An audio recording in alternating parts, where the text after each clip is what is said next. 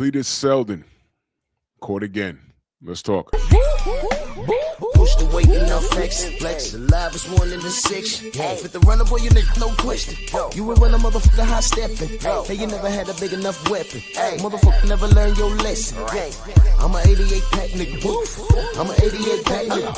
I mean, day walker, drink blood, fangs out, full moon, motherfucker change like a hoe, nigga. I'm just a nigga from the hood trying to stack a little cheddar for the money. Drew Titan Bronx on deck.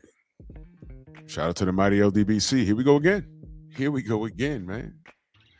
For those of you that don't know, this is Cletus Seldin, the Hebrew Hammer out of Brooklyn. And he's been caught again. From Ring Magazine. And if you want to read this, I'll put the link in the description. The Hebrew Hammer, Cletus Seldin, test positive for testosterone, ruled out of the Kevin Brown duel. Cletus Seldin is out of his scheduled interim at WBA junior welterweight title against Kevin Brown on Saturday. And what is it? Orlando's Carib Style Royale. Cletus Seldin was pulled from the bout due to an adverse finding for testosterone. Carlos Nanares was the first to report the news that Seldin was out before Dan Rafael reported the adverse finding. Was the reason he's no longer boxing Brown as planned. The ring has since also confirmed Seldin's withdrawal from the contest, having successfully made weight. Brown will now defend his secondary title in a 10-round bout against Amos Cowart, with the T at the end, not Coward, Cowart.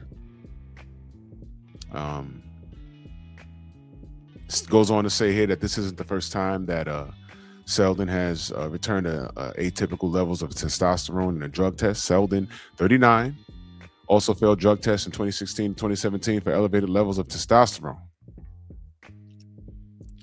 I believe that was after he fought Zab Judah. The fight already happened. I believe Zab lost.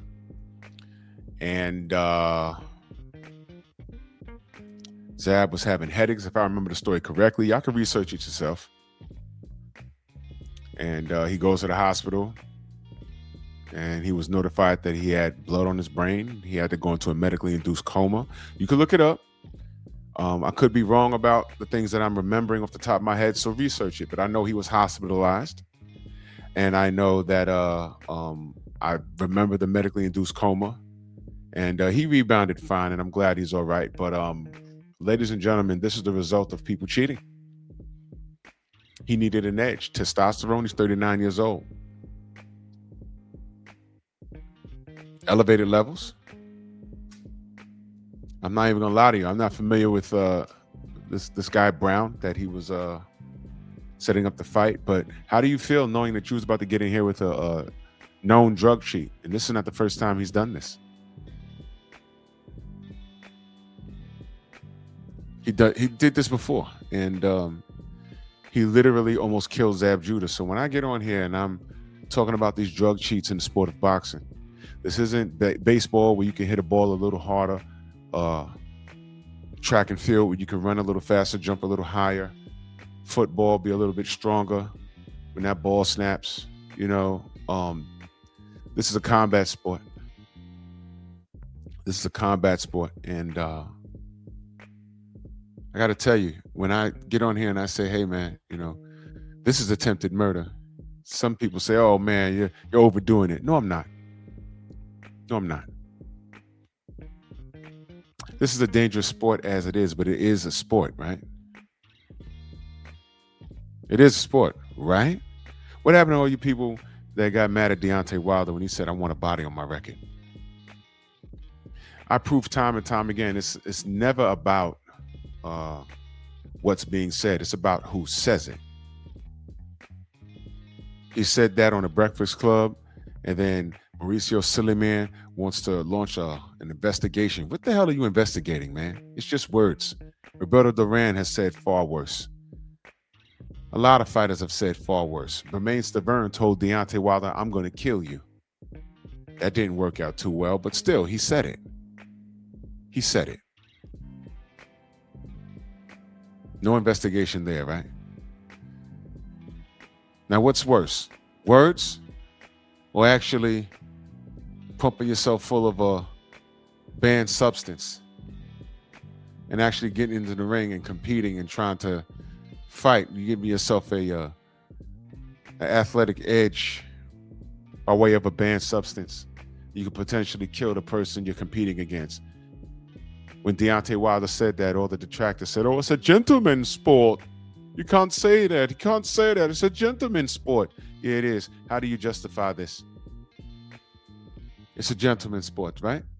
So how do you justify this? What is Cletus doing other than popping again? When I get on here and say these things, is it just me? Are you mad at me for pointing it out? Or are you mad at them for popping dirty?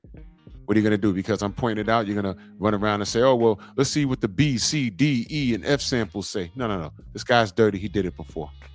This is second time? Okay. Ban him for 36 months. No exceptions. Don't invite him to any fights. He can't buy tickets, nothing. If you was willing to take your life, you was willing to get on drugs and take your opponent's life, potentially, then you know what?